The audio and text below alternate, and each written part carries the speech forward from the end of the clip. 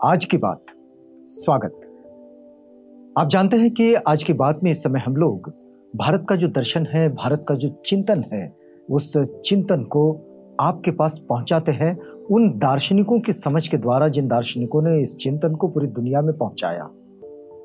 दार्शनिकों का वैसे सफर जो है वो बहुत लंबा है, लेकिन दार्शनिकों का एक छोटा सा परिचय हम आज की बात के जरिए आप तक पहुंचाते हैं। तो आज की बात के जरिए ये जो परिचय हम आपके पास पहुंचा रहे हैं, इसमें आज हमारे साथ है समकालीन जो दार्शनिक रहे हैं आधुनिक समय के। हमने पुरातन उन सारे दार्शनिकों का एक छोटा छोटा परिचय तो आपके पास पहुंचाया है, लेकिन जो समकालीन दार्शनिक है, बौद्ध दर्शन, बौद्ध चिंतन, ये एक निरंतर चलने वाली यात्रा है और ये एक विचारधारा है। तो इस यात्रा में जो समकालीन दार्शनिक आते हैं उनमें जैसे राइस डेविड्स, थॉमस विलियम, ये बड़े ही महत्वपूर्ण एक दार्शनिक है, लेखक है, चिंतक है।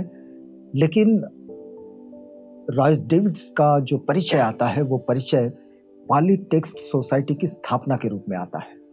तो इसकी स्थापना ही राइस डेविड्स ने की है। उनका पूरा नाम है राइस डेविड्स थॉमस विलियम। तो इनका ये परिचय हम आपके पास पहुंचा रहे हैं। लेकिन इस परिचय में आगे बढ़ने से पहले हम आपको ये ज़रूर याद दिला देते हैं कि ये जो परिचय हम आपके पास पहुंचा रहे हैं, दरअसल ये परिचय एक पुस्तक के रूप में छाप दिया है प्रोफेसर डॉक्टर राजेंद्र प्रसाद शाक्य ने, और ये उनका अपना एक संशोधन है और एक अनमोल कार्य है बुद्ध धम्म के दार्शनिक चिंतन की यात्रा की परंपरा में।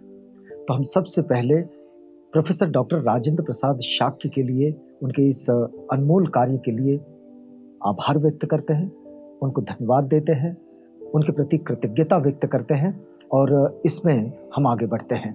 उनकी इस चिंतन का, यानी कि प्रोफेसर डॉक्टर राजेंद्र प्रसाद शाक्य के इस चिंतन का, इस पुस्तक का, इस संशोधन का शीर्षक है विश्व के महान बौद्ध दार्शनिक। तो आइए इस कड़ी में आगे बढ़ते हैं। देखिएगा, वे लिखते हैं कि पाली टेक्स्ट सोसाइटी की स्थापना राइस डेविड्स थॉमसन विलियम ने वर्ष 1818 में लंदन में की थी। पाली टेक्स्ट सोसाइटी को बुद्धिस्ट वर्ल्ड बिल्कुल बहुत अच्छी तरह से जानता है। थेरवाद संप्रदाय के दार्शनिकों के सिद्धांतों की राइस डेविड्स थॉमस विलियम ने व्याख्या की है और बड़ी महत्वपूर्ण व्याख्या की है।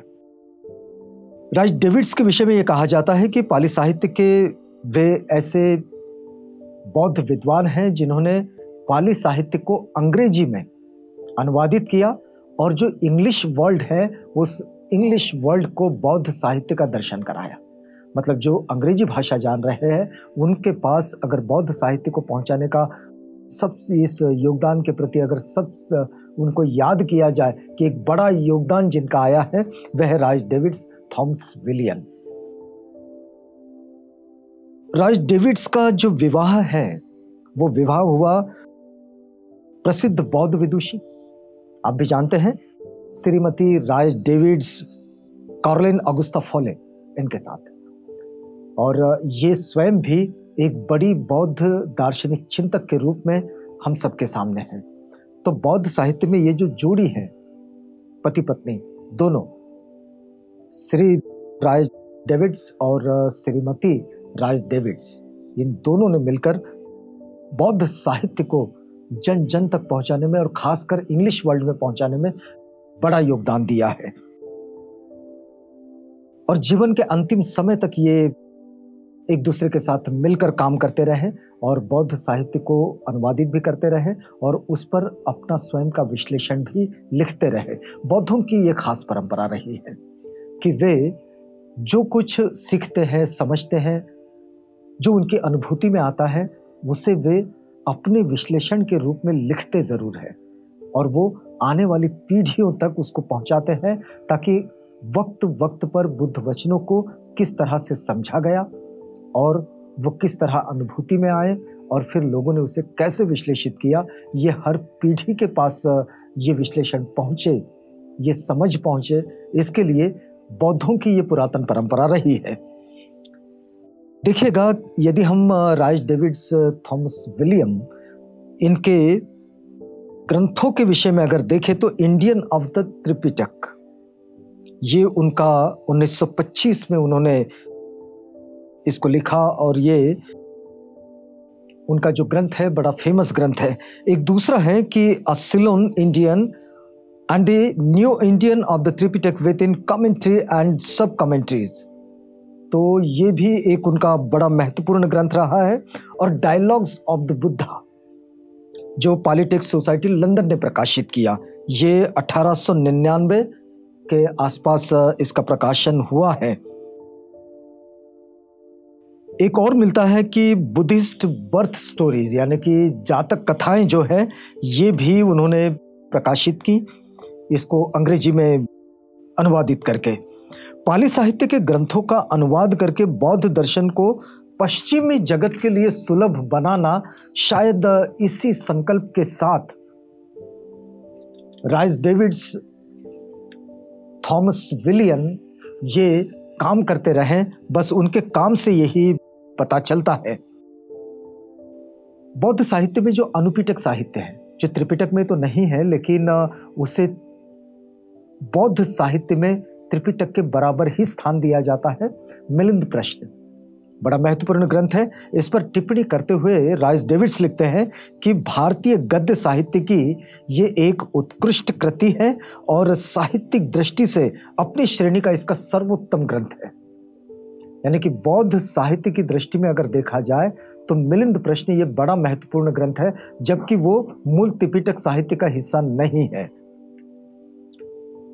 प्रतीत्य समुत्पाद पर भी राइस डेविड्स की एक बड़ी अच्छी टिप्पणी है और वे उसकी व्याख्या भी करते हैं। वे कहते हैं कि प्रतीत्य समुत्पाद का मुख्य अभिप्राय दुख की उत्पत्ति समझना था, कार्यकारण नियम का प्रतिपादन करना था, और यह माना भी गया है कि चिंतन के इतिहास में प्रतीत्य समुत्पाद कार्यकारण भाव का व्यापक रूप में सर्वप्रथम प्रतिपादन है। और इसका महत्व इसी तथ्य पर अवलंबित है कि आत्मा के संबंध में उन्होंने ये कहा कि तथागत बुद्ध ने अपने समय में प्रचलित औपनिषदिक आत्मा का उन्होंने खंडन किया। तो इस तरह से आधुनिक समय में बौद्ध साहित्य को समझना और उसको विश्लेषित करना और चिंतन के स्तर पर, दर्शन के स्तर पर उसको लोगों तक पहुंचाना, उसे व्याख्यायित करना, उसे परिभाषित करना, ये कार्य राइस डेविड्स ने बड़ी ही जिम्मेदारी के साथ किया है। आप देखिएगा कि राइस डेविड्स ने महायान पर एक बात कही है और वे कहते हैं कि महायान सूत्र है।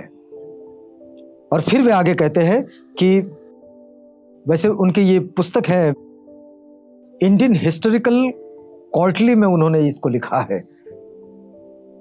वे लिखते हैं कि तथागत का किसी के प्रति कोई द्वेष भाव तो नहीं था। उनके सारे सिद्धांत, उनके सारे संबंध, ये सब के लिए मैत्रीपूर्ण थे।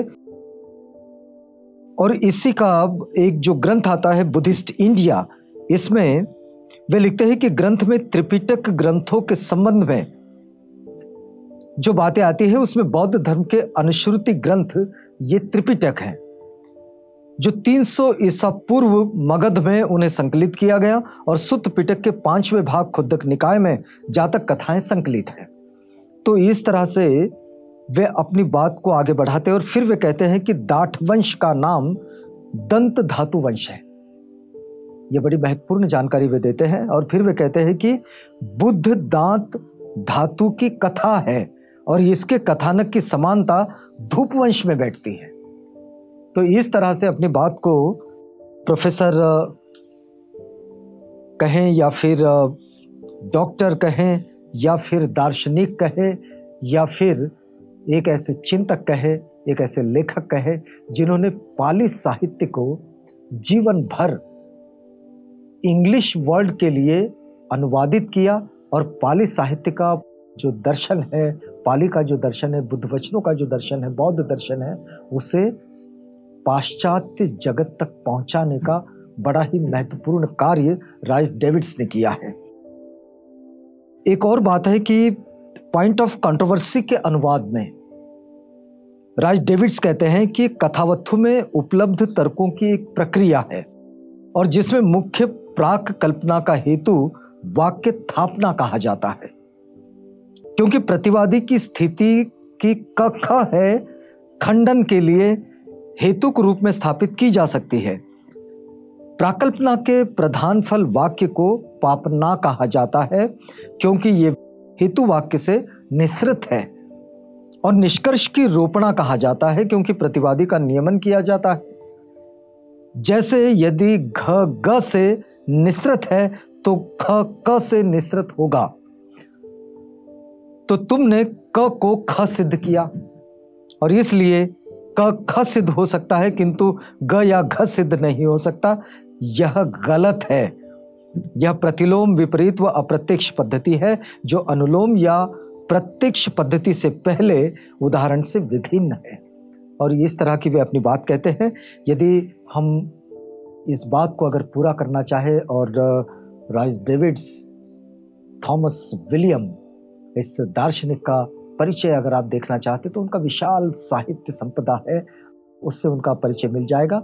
आधुनिक है, समकालीन दार्शनिक है, तो उनका परिचय तो उपलब्ध होता ही है। राइस डेविड्स इंग्लैंड के महान बौद्ध दार्शनिक थे और थेरवाद दर्शन पर महत्वपूर्ण सृजनात्मक एवं अनुवाद कार्य उन्होंने किया है, जिसके लिए पश्चिमी जगत बौद्ध दर्शन को समझने के लिए सदैव उनका ऋणी रहेगा, क्योंकि ये बात उनके पास बड़ी सुलभता से राइस डेविड्स ने पहुंचाई है। तो यहाँ आज की बात में हम लोग रुकते हैं, इस वादे के साथ कि अगली कड़ी में आपसे पुनः मिलेंगे और मिलेंगे तो एक और दार्शनिक के छोटे से परिचय के साथ आपके समक्ष उपस्थित होंगे। तो तब तक के लिए हमें इजाजत दीजिएगा।